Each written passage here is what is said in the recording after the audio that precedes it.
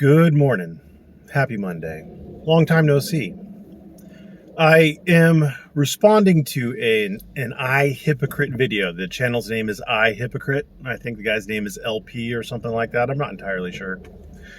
I follow his channel. I find his videos usually thought-provoking. Whether or not I disagree with them or agree with them, I usually find them to be thought-provoking. His last video, he did it a day or two ago. I'm not entirely sure how long ago it was, but it was on the Ahmaud Arbery, and he titled it something like Ahmaud Arbery wasn't jogging or something along those lines. I'm sure you could find it on his channel if you want to go and watch it. I'm doing this on my mobile, so I'm not going to link it, but you could find it. Hypocrite is the name. Hypocrite is the name of the channel, and today is the 29th, so he did it on the 28th of the 27th of November. By the way, this is No Shave November. I had to do the sides a couple times for court, but the front is largely untouched. Anyway, the thrust of his video is that while he understands that I'm going to call them the McMichaels, the defendants in the case. Obviously, Ahmaud Arbery is dead. He's not a defendant. I'm going to call them the McMichaels. If I'm wrong, just remember I haven't followed the trial, and I'm not really familiar with the facts. I saw the video, or one of the videos, I think, when it originally came out. It didn't really interest me, so I'm going to be using the facts as presented by Hypocrite to make this response about the law. So, don't come to me for facts. Come to me for the law. So his thrust, though, Hypocrite's thrust was that he understands the McMichaels got caught on a technicality of law, but he thinks somehow that it should be morally correct what they did because we would allow the police to do what they did. And he says something along the lines of, giving someone a badge and a gun doesn't make them more moral. It doesn't make what they do moral, etc. Anyway, I want to kind of break down his video a little bit and maybe give people a little bit better understanding. Maybe even if he chooses to watch this, I don't know if he will. Why would he? But maybe even give him a little bit better understanding of what's going on and why. First thing is he refers to what the McMichaels had as reasonable suspicion. There is a statute that exists in Florida, or existed. I believe he said that it was revoked. I wrote it down. It was 17-4-60 of the Georgia Code, annotated. And it's a 2-sentence long statute that authorizes citizens' arrest. The first part of the statute is for misdemeanors. And that's where you have to see them do it. And the second sentence allows you to arrest people who've committed felonies, who are committing felonies or who are escaping from committing a felony and I wrote this down too, so I get the language correct. It is reasonable and probable grounds of suspicion. Reasonable and probable grounds of suspicion. Now he played a section from someone, I believe an attorney, I'm not entirely sure, who has a website called The Law of Self-Defense or something along those lines. And that attorney was saying that means that you had to have reasonable suspicion that a felony had been committed, and then you're entitled to arrest a person. And I don't think so. And I don't think so for a lot of reasons. First, what's the difference between reasonable suspicion and probable cause? Let's go there first, because I think it takes probable cause. Reasonable suspicion just means that it's for officers specifically, for police officers specifically, and it means that they have a suspicion that's based on facts, but it relies heavily on their knowledge and training and experience and gut instincts. It relies heavily on those so that a reasonable officer could come to the same conclusions based on those same facts. So while the facts are important as a matter of law, in reality, they're not terribly important. And the seminal case on that is Terry v. Ohio, where where Officer McFadden saw Terry and another gentleman walk up to the window of a store, look in, walk back to the corner, and talk. And they did this like 24 times. Now, you could say this is legal or illegal or whatever, but nothing in walking up to a window is illegal. You could say it is, but nothing about walking up to a window and looking in to a store window and looking in is illegal. Stores have windows that they put merchandise in so that you could go and look at it through the window. It's called window shopping. Look it up, kids.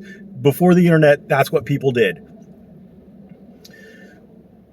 Based on that, he followed them and he thought that Officer McFadden thought that they were, planning to engage in armed robbery. And so the court said, yeah, I guess, you had these facts, and you can make you have reasonable suspicion that he is engaged in armed robbery, or he's about to commit armed robbery or something along those lines. And based on that, you can assume he has a gun. Not only can you detain him, but you can also assume he has a gun because armed robbery requires armed. And so you could frisk him. And there you have the Terry stop and frisk, right?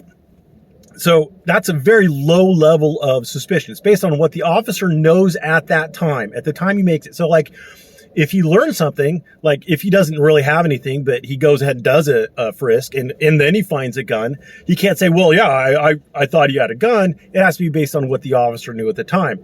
If the officer doesn't have a reasonable suspicion, as a society, we have decided to throw that out. He's got a gun. Doesn't matter. Sorry, dude. Your search was unlawful. You can't use that against him. We are going to basically punish the system to deter that kind of behavior. So reasonable suspicion is just for officers. That's number one. Citizens can't do it. Number two is it's going to be a short period of time. It's not an arrest. It's just a detention. It's something that they could do while the officers are conducting their investigation. On the other hand, probable cause. So in the video, the judge says what probable cause is, and I wrote down his definition, or I wrote down quickly what it is. It has to have facts and circumstances sufficient to warrant a prudent person or one of reasonable caution in believing the circumstances show that the suspect committed an offense. It's something along those lines. I just wrote down the main portions, but probable cause means there have to be facts and circumstances sufficient to show a reasonably prudent person or one of reasonable caution to believe that the circumstances show that the suspect committed an offense. It's a higher level than it. Again, it has to be based on what the person who's making the arrest knows at the time. And if you gave just those facts that the person knows at the time to someone else, that other person, if they're a reasonable person, should be able to come up with the same thing. There probably was a crime, and that guy probably did it. That's what you're looking for. There probably was a crime, and that guy probably did it, right? So you see someone acting funny, you see someone like staring at a person with like dagger eyes, you know what I'm talking about? You might have reasonable suspicion that they're going to do something bad to them, but that's not probable cause. Now, let's say 20 minutes later, you walk outside into the alleyway and you see the person who'd been giving the guy dagger eyes standing over the body with blood on his hands. Well, that might be probable cause. So one might be reasonable suspicion that a crime was about to be committed. The other one is probable cause. You have some facts there that can say, a crime was probably committed and that guy probably did it. He's got blood on his hands. There's a body, probably a crime. Guy's got blood on his hands. He probably did it, right? That's probable cause. Now, there's no real hard and fast rule. So courts get a little hinky with it, but what are you going to do? Okay. So now we understand the difference between reasonable suspicion and probable cause. Probable cause is explicitly in the Fourth Amendment. Reasonable suspicion, the courts have inferred it. There's a reasonableness requirement in the Fourth Amendment, and so we can have something less than an arrest based on some reasonableness standard for a seizure. Oh, yay. I mean, I disagree. I don't think that there should be. Terry stops. I don't think that they're warranted I don't think that they're useful, and I think they've been abused way too much. But hey, I guess the court found it, so great. Now, probable cause is explicitly in the Fourth Amendment. You can't arrest someone without probable cause. No arrest without probable cause. It doesn't matter if you're a cop or a citizen, no arrest without probable cause, period. Now, does the Fourth Amendment apply to what the McMichaels did? Yes, it did. It applies. Why does it apply? Well, the Fourth Amendment applies to the states through the 14th Amendment of the United States Constitution. That's step one. Step two is you don't have a right to arrest somebody unless the state gives you that right. The state has the power to take away your freedom or other people's freedoms. So there was a Georgia statute that I alluded to earlier, 17-4-60 of the Georgia Annotated Code, where the state gives the power to people to make arrests. Now, the state can't give people more power to make arrests than the state has. So it necessarily must flow from probable cause. It necessarily must comport with the Fourth Amendment. So the McMichaels had to have probable cause. So any analysis that's being made about reasonable suspicion is just out the window right there. So now you have to ask yourself, would a cop be able to arrest Ahmaud Arbery, not stop him for investigative purposes, arrest Ahmaud Arbery on some people saying that's him and this dude running. He doesn't have anything in his hands from what Hypocrite said. He wasn't carrying lumber. He didn't have power tools on him. So there's no real showing. Could a cop right then and there arrest him? Probably not. Why? Because there's no probable cause. Just because someone says that's him does not give you probable cause. It might give you reasonable suspicion, but it doesn't give you probable cause. So if a cop couldn't arrest him there, then why should the McMichaels be able to arrest him there? And now you're gonna say, but he was a bad guy. Well, again, probable cause and everything like that is based on what you know at the time. And the McMichaels didn't know that Ahmaud Arbery would attack them when they tried to arrest him. They didn't know that he was the same guy from the previous burglaries or from the whatever it is. And that's another thing. The burglary is a felony, typically. I don't know the exact Georgia definition of burglary, but your typical bar exam version of burglary is the breaking and entering. So it's not just trespassing. You have to open a door or a window. That's the breaking and entering. It has to be into a dwelling or a structure of some sort, a building that doesn't belong to you. And it has to be with the intent probably to commit a felony inside of it. Now, that's a lot to unpack there. Was the construction site open? Or, were there doors in there? Or could he just walk in freely? Was it, if there were no doors in there and he could just walk through without having to open anything, there's no breaking.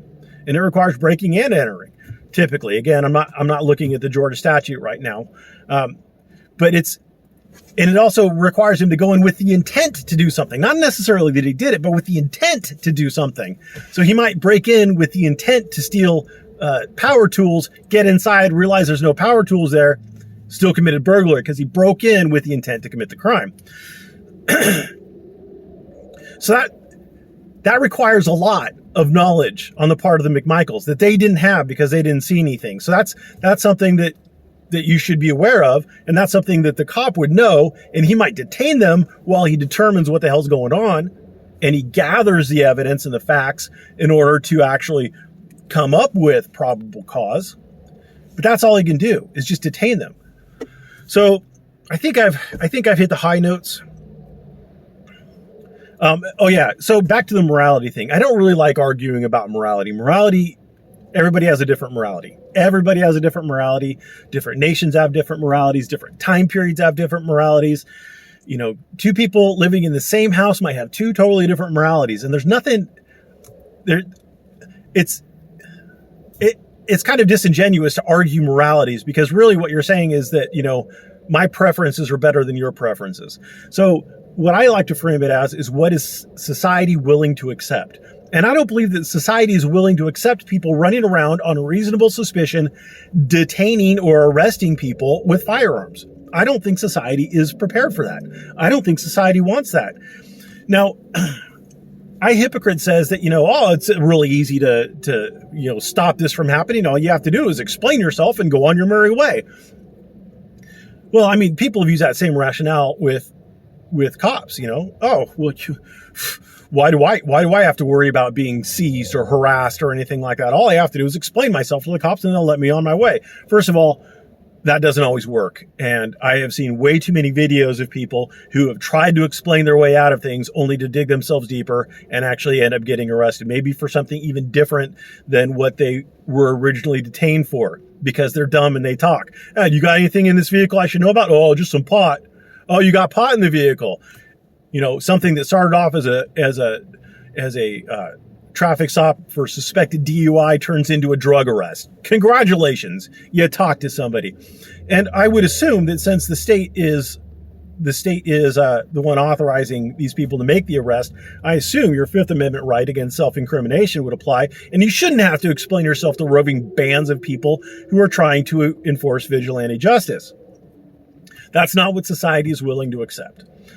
And just because it happened to a guy who at this time maybe was a bad guy, Hypocrite was going into his past felony record, and maybe Ahmaud Arbery was a bad guy. But if it could happen to him, it could happen to you. It could happen to your kids. It could happen to your mom. It could happen to entirely innocent people. And that's the spirit of the Fourth Amendment. That's the spirit of the founding document of our country, the right to life, liberty, and the pursuit of happiness, the right to be free from unreasonable searches and seizures. Not just from the government, but from idiots who are rolling around thinking they're the cops. Now, I guess that's really the extent of my argument, that no, we don't want that. And just because this one time it happened to, just because this one time this unlawful search happened to turn up a shipment of cocaine. Oh, just because this one time it happened to do it, let's just scrap the rule, right? So let's let the cops just do whatever they want. Let's let people do whatever they want. That doesn't make any sense. And you're going to say it's a slippery slope argument, but you give the government power and they'll use it. You give people the power. If all they have to do in order to arrest you and molest you, seize you, prevent you from being free, if all they have to do is have reasonable suspicion, boy, oh boy, a friend you've had for 10 years gets in an argument with you and he remembers that one time you smoked pot with him. That's reasonable suspicion right there, buddy. Now all of a sudden he can, just because he's having an argument with you, he can drag that up. That's not, I don't believe what society wants or what society is willing to accept. So there you go. That's my response to Hypocrite. I hope it made sense. I hope it was coherent. Thanks for watching. Have a great day.